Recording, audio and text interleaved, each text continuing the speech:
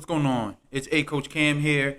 Before we get started, please click that like and subscribe button. Thank you to all my supporters. I am now on Spotify, Apple Podcasts, and Synctify. So let's get into it. This is your preparation guide for competitive tryouts. Okay, this goes for any sports. Obviously, I'm going to talk about basketball. It's A Coach Cam, basketball extraordinaire, basketball enthusiast. We're going to touch on some things that parents and kids should know. So if you're a parent, go grab your kid. If you're a kid, go grab your parent. You should both listen to this together. We have some discussion points that we're going to cover. Be sure to have a discussion and see if this is something that is for you. So if you are listening or watching this, you are already behind.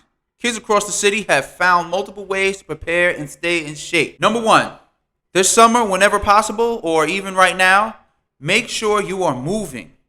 Okay? That means make sure you're outside running, playing, exercising, whatever you feel you need to do to get prepared, okay? Because the off season starts a few months ago. We had the pandemic, and a lot of people were just sitting around, stuck on Fortnite, watching YouTube. So now is the time to get outside, get some fresh air. They've loosened up some of the restrictions. Please be safe. Wear a mask if you feel necessary. Make sure you're prepared to compete with other children in your age group. Number two, actually play the game. Get used to moving around. Get used to contact. Get used to being frustrated because things didn't work out. Get used to not getting the ball. Get used to not playing well. Get used to the non-success. It builds character because at the end of the day, you're not going to step into any situation knowing everything and being able to do everything. Okay? Coaches want to see you working hard, willing to listen, and willing to take criticism. So when you do get into tough situations or the crowd is leaning on you, you don't feel overwhelmed in that moment. Number three, watch games on YouTube. You watch Minecraft, you watch Call of Duty, you watch Dan DDM and Troy Dad and all of those, FaZe Clan, and I don't even know what's on the YouTube anymore. You watch all of these things, 2K, My Player Builder, and My Team, and all those things. Watch actual games. Watch actual players. Watch how they move. Watch how they feel comfortable. Watch their tendencies. Watch their footwork. That's the only way you're going to get better. Play the game and watch the game. You sitting there looking at Minecraft and then expecting to be dominant during tryouts and practices is not going to be helpful for you. Number four, be honest with yourself. If you know you shoot well, work on something else. But when you go into tryouts, shoot well. Be a shooter. Don't start dribbling all over the place because you're not highlighting your strengths. Coaches want to see your strengths, what you're good at, so that later on they know what to work on with you. But if you're a good rebounder or a good defender and all you're doing is taking a lot of shots and you're not highlighting something you're good at, the coach will never know what type of success he can have with you as a player and what he can help you with. Number five, be able to take criticism. You can hide if you're not good at writing. You can hide if you don't do well in math. You cannot hide if you're not good at sports. It's just a simple fact. People come to watch you play a sport, and your skills are on display constantly. That doesn't mean you should run from it, but that means that you should be able to take all forms of criticism that is going to come your way. It's natural. It's going to happen. You cannot hide or run from it. So be prepared to take a lot of criticism, especially in competitive sports. There's nothing worse than being in that moment and then running from it. It's better to shoot the air ball or to have the ball dribble off your foot than to start blaming your teammates for something they had no control over, something that you didn't work on, something you didn't take the time to work on in the offseason, or that time you didn't want to listen to coach because you felt he was wrong. You have to be able to take criticism in order to get better in anything. This is a life skill. But sports, I feel, is the best equalizer for that. This is a very important thing. Be prepared to take criticism and learn from the criticism that you are receiving. Leads me to number six. No one can help you but you. At the end of the day, if you want to get better at something, you have to be willing to put the work in. Your mom, your dad, grandparents, aunt, uncles, family members, friends cannot help you but you. You have to go outside and dribble. You have to shoot. You have to watch the YouTube videos.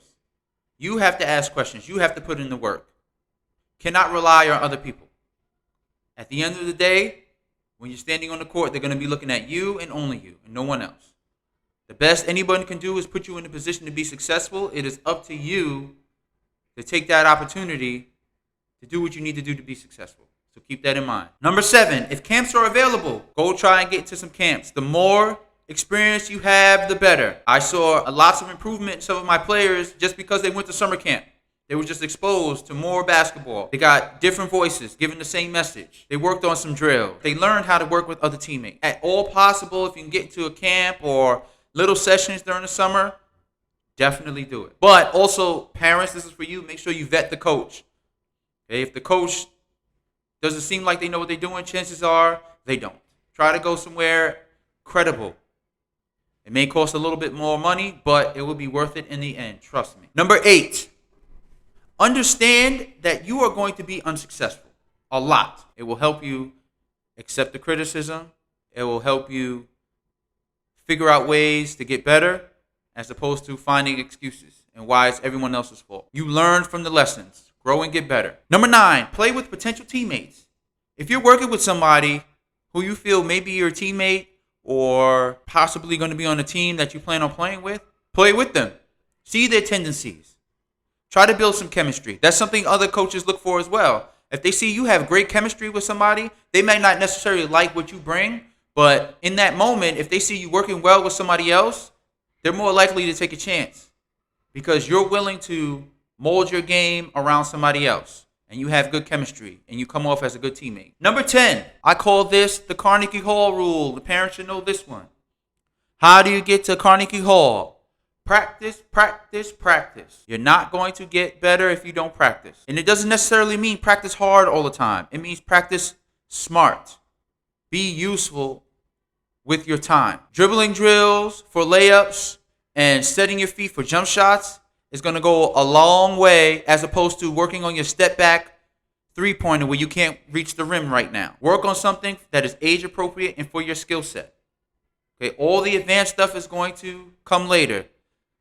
Everybody sees Steph Curry pull up for 30-foot threes and Damian Lillard shoot from half court. They all started with shooting layups and free throws first before they went out there. There's nothing wrong with getting to the basics. Basics help you shoot the 30-footers and the half-court shots later on. Finally, the last one, I think this can be seen. This to me is very important. I don't know about other coaches, but I like to speak on this one. Want to play basketball or whatever sport you're trying out for. Want to do it. Love to do it. Don't do it because you want to wear a jersey. It affects you.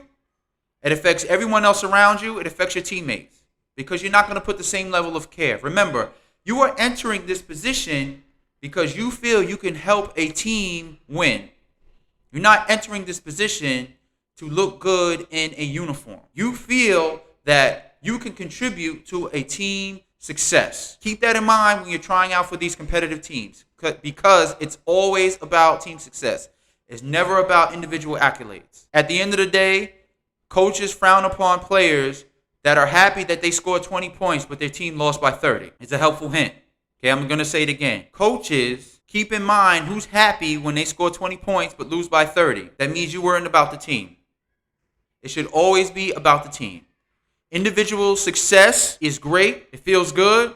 But at the end of the day, people care about if you won or lost and how you did it. So keep that in mind. Don't play a sport just to wear the uniform.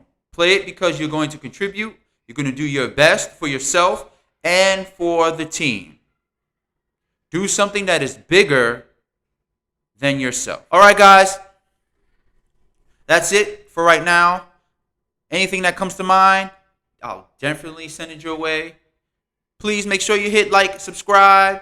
If you can't catch me here on YouTube, please catch me on Spotify, Apple Podcasts, and Synctify. Quote of the day is, and this is from me, if it starts to get hard, that means you're going in the right direction. That means you have some growing to do.